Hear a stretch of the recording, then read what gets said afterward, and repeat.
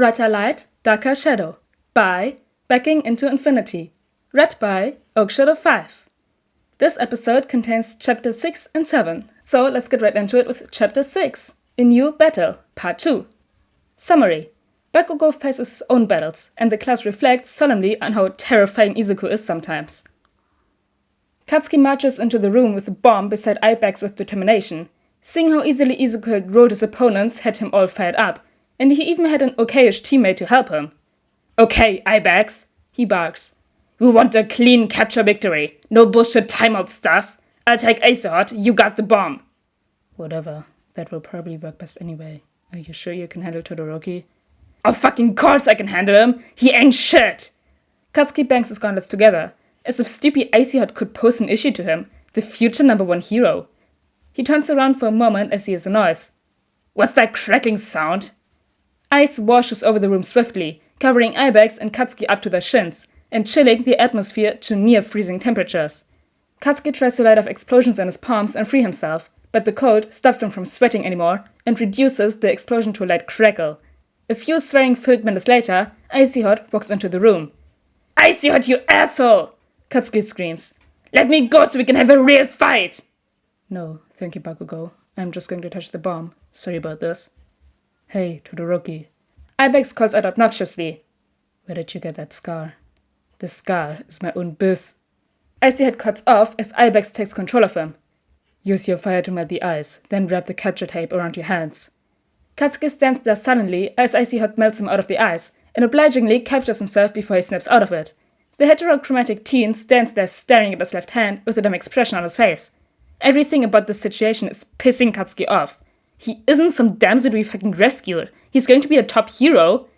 "Same plan as before, Ibex," Katsuki shouts, jumping through the door.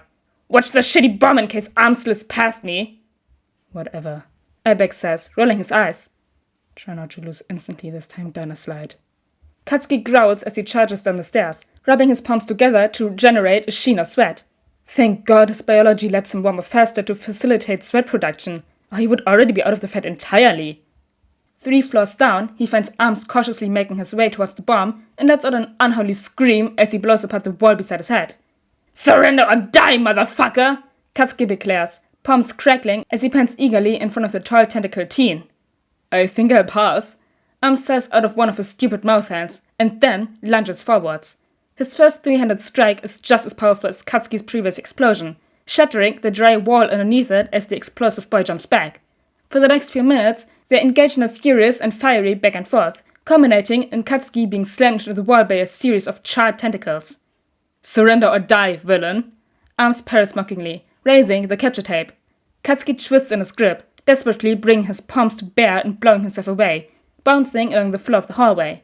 He stands up, infuriated and humiliated, and pulls the pin off his gauntlet. "Bakugo, do not use that! At this range, he could die!" Omid immediately orders him to stop. "Not if he just regenerates!" Katsuki cries out, firing the gauntlet's massive blast to the left of Arms' mass. When the smoke clears, Arms is slumped against the wall unconscious, his left arms missing entirely. The rest of the boy is unharmed aside from some scorched marks, and Katsuki breathes a sigh of relief.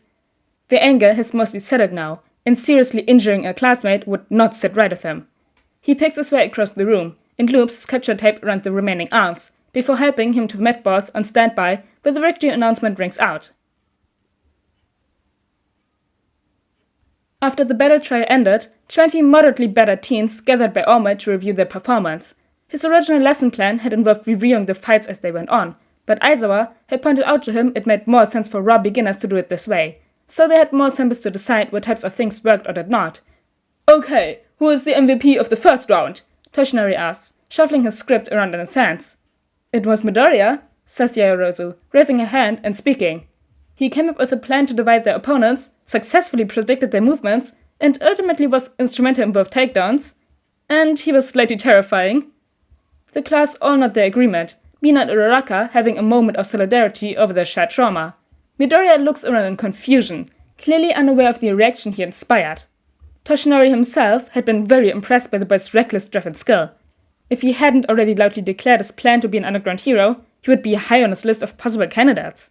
As it was, he found his list short. Hopefully some students would impress him more soon enough. Very well, I agree with that assessment, thank you, Ahmed says. And who would be the MVP of round 2? Shinzo, Carol, says Asui. Both members of his team performed well, but without him, the match would have been lost from the beginning.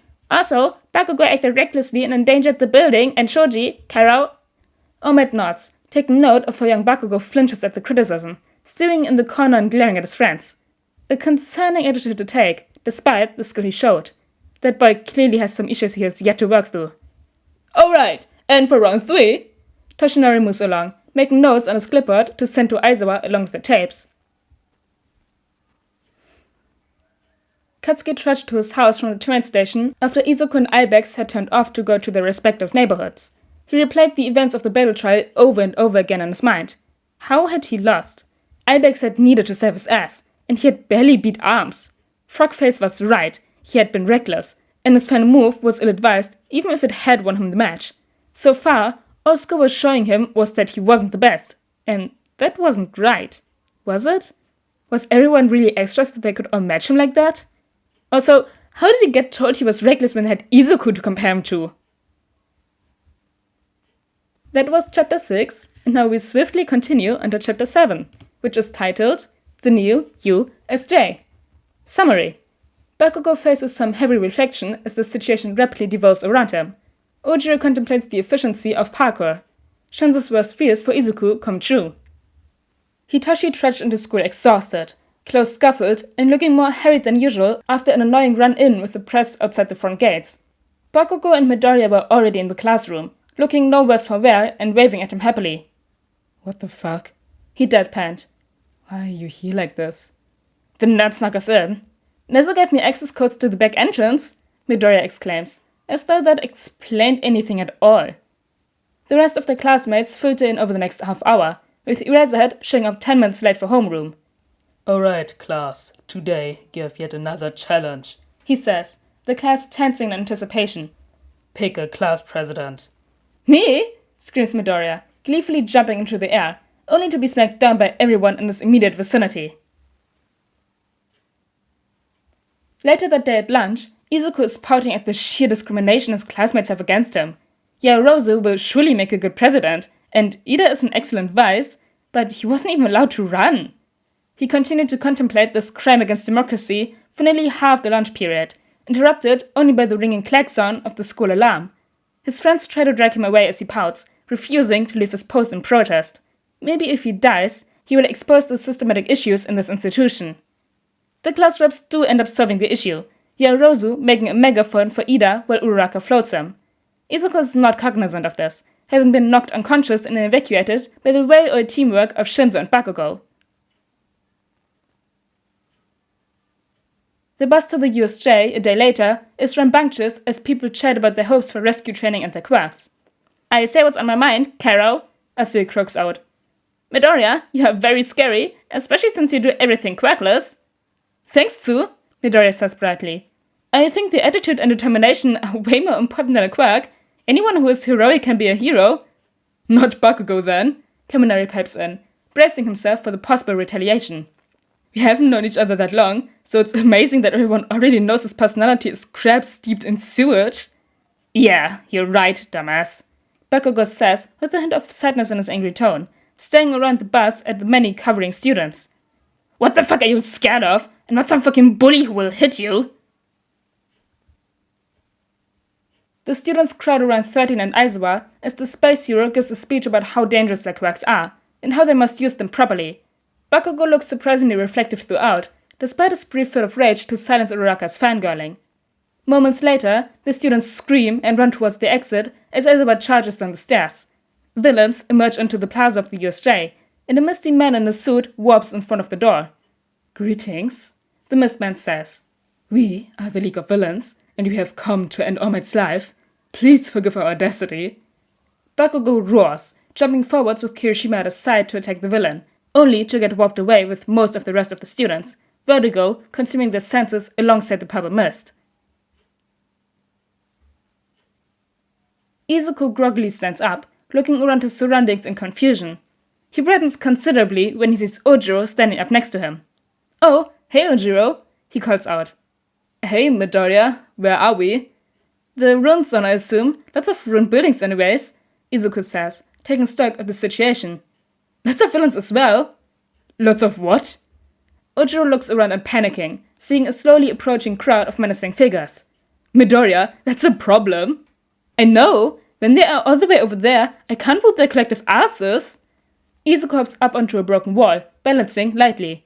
Parkour time! Let's go, Tailboy! I am going to regret this. I just know it. The tailed hero student sighs, hopping up on the wall alongside him. Katsuki glares around at the defeated villains in the fire zone, a panting and sweaty Shitty Hair at his side. It had been an easy fight, the heat from the flames drenching him in sweat and enhancing his explosion significantly, especially since Shitty Hair could harden himself and end up mostly immune to other villains' fire-based attacks. Katsuki would almost have preferred the fight was difficult. Then, it would have at least taken his mind off the vicious cycle of self-flagellation it had been stuck in since he attacked the misty fucker at the entryway. Once again, his rage had put people in danger and possibly gotten other students hurt. And this time, Katsuki couldn't seem to brush it off, even if it was just extras. Should we set out to the plaza, Bakubro? Shitty Hair says, mashing his rocky fists together. That is where the really tough villains will be. We can have a really manly fight. Katsuki is sorely tempted. Rushing in and smacking down the big boss appeals to his ego greatly, and after destroying the small fry with little effort, the leader can't be that much tougher. However, the niggling voice that has been with him through the fight makes itself known again, reminding him that not all his classmates are as tough as he. Katsuki shakes his head, scarcely able to believe what comes out of his mouth. No, we need to help our classmates if they need it. Let's head to the next zone over and group up against the villains. Hitoshi has rarely been happy to see excitable, loud, rude people in his life. Recently, that has started to change as Bakugo has become a regular and, mostly, friendly presence, and Midoriya has stuck to Bakugo like a particularly static charge dryer sheet. This may be the happiest he ever is to see an extrovert though, flying through the air in explosions like an avenging angel and blasting away the shark villain that was climbing the edge of their sinking boat. What's up, eyebags? Bakugo says as he skips across the deck of the boat. How are you and Frogface losing to trash like this? I can't swim well, and the boat is starting to sink. Hitoshi protests. Also, the rest have to make work very quick. Do you have a way to get us out of here? Yeah, we make for Shitty Hair over there, Bakugo says, pointing to where Kirishima is making his way around the shoreline. Ever been in a speedboat before? Hang on. Hitoshi loses sight of the explosive boy as he dashes towards the sinking rear end of the boat. A moment later, he frantically grabs onto the railing as Bakugo's words become clear. Explosions ringing out and propelling the model yacht through the water at a brisk speed. Asuri ribbits in fright, grabbing on beside Hitoshi and staring at him with wide eyes as they suddenly crash into the shore, beaching on the artificial terrain. Let's go, fuckers! Bakugo calls out, blasting over the boat into Kirishima. Villains on our sakes! A short and intense fight later, Hitoshi stands panting beside the others, a pile of villains floating in the shallow water of the shore. The group turns towards the nearby plaza, watching in horror as the homeroom teacher is slammed into the ground and disabled handily by the hulking monster. Bakugo grits his teeth, hesitating for a few seconds. In this time, the doors burst open, and All Might charges onto the plaza, screaming his catchphrase in rage as he attacks the villain. Izuku crept along the edge of the plaza towards the leader of the villains as he watched the fight unfold. All Might slammed the Nomu into the ground with a mighty suplex, only to be caught off guard by the misty figure's portal. He inches across the edge of the plaza now, cautiously approaching the villain with hands covering him, as Kachan and Todoroki rescue All Might, taking down the portal man. All Might rips apart the Nomu, recoiling in shock as it regenerates almost instantly and strikes at Kachan. One ferocious exchange later, the Mistman is standing by the leader of the villains as All Might and the Nomu exchange blows at a frantic pace. One final triumphant smash later, the monster is flying through the skylight as All Might stands, steaming and triumphant. What happened to clearing the game? The number one hero taunts. If you can take me, then bring it on.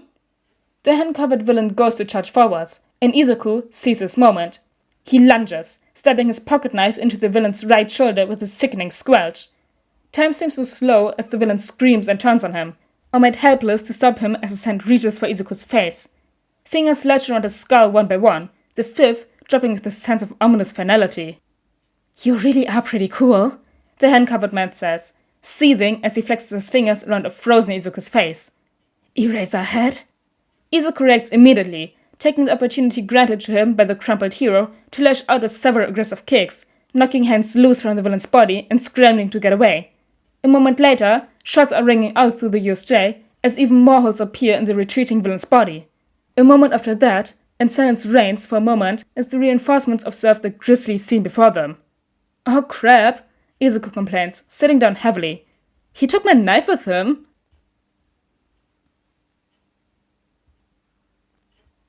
This was chapters 6 and 7 of Brighter Light Darker Shadow, the second part of the battle trails, and then immediately the USJ in like one chapter, which is crazy.